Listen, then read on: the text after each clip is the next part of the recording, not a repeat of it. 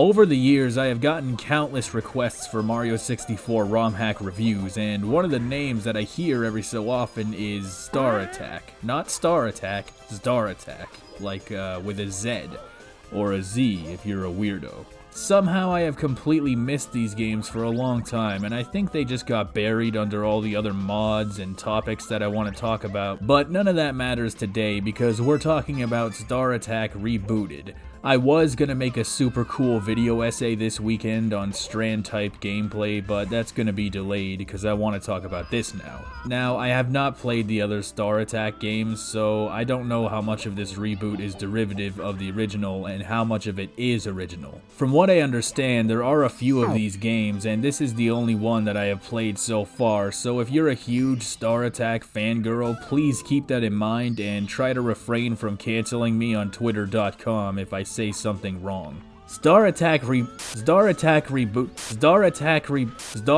Rebooted is a big ROM hack.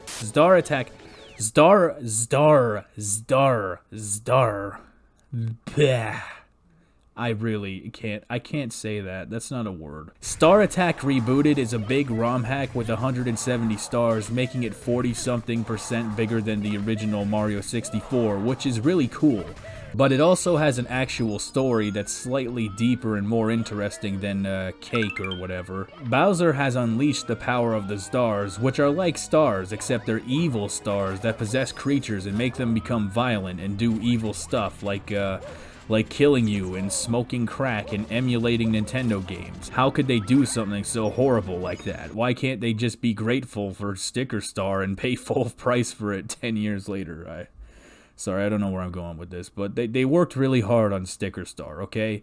So anyway, it's up to Mario to collect them all and stop Bowser. The hub world is the same one from the original game, except now that Bowser has taken over it, it's all fiery and dark and the music is really scary and sad.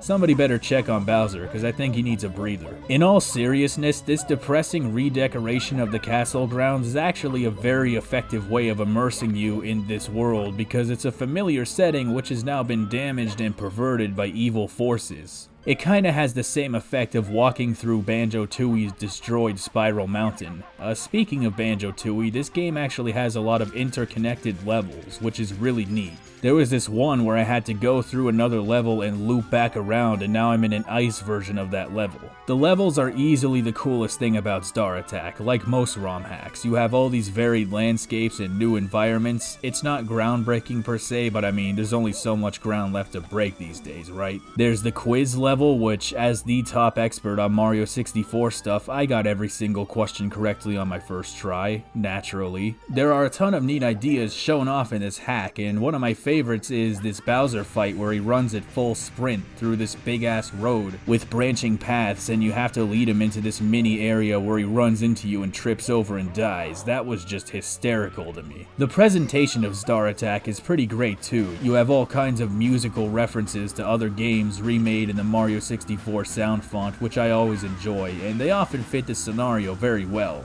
One remix I really enjoyed was Bone Trousel from Undertale, which I kind of have a confession to make. I still have not beaten Undertale a single time. I've gotten really far in it, but something always gets in the way.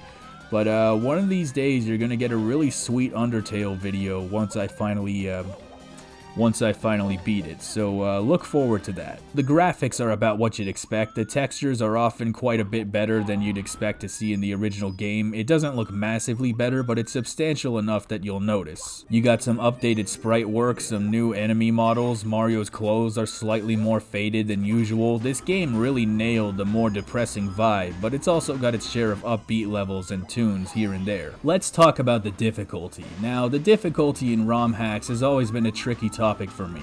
In the case of the original game, I think we can all agree that it's kinda baby food. You know, the big challenge at the time was getting the hang of the controls in this new 3D environment. That was extremely new, so for a lot of people that was the main challenge, adapting to this brave new world of full-range 3D movement, and to that end, the game itself was made to be fairly laid back and accessible in its challenges. But with ROM hacks though, they are taking this old game that everyone has been playing for 2 straight decades and they're adding new things to it. By now, we're used to the third dimension and the handling of Mario in that dimension, and because of that, the ROM hackers now have the liberty to make much more intense challenges and level designs. But of course, as we all know, anybody who's played ROM hacks will have noticed that some of these guys don't really know when to stop. I'm talking successive pinpoint precision jumps and bullet hell arenas and ooh look, we used Mario touching a lava pit and jumping a billion feet in the air as an actual mechanic, even though it was just meant as a tool to just barely allow you to get back on land when you fall in the lava. And I'm just like, alrighty then, let me just hit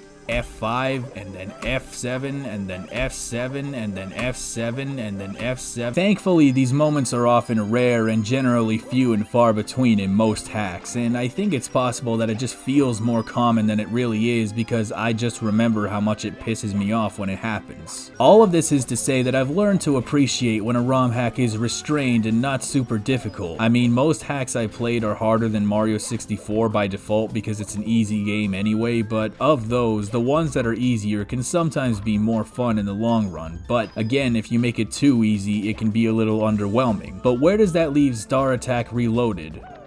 Or Remastered? Or what the fuck is the game called? Ztar Attack Rebooted is one of the few ROM hacks that came close to absolutely nailing the difficulty. It's not perfect, there's a couple of precise jumps and lava jump bullshit, but a lot of it is actually a reward for being familiar with the nuances of the game.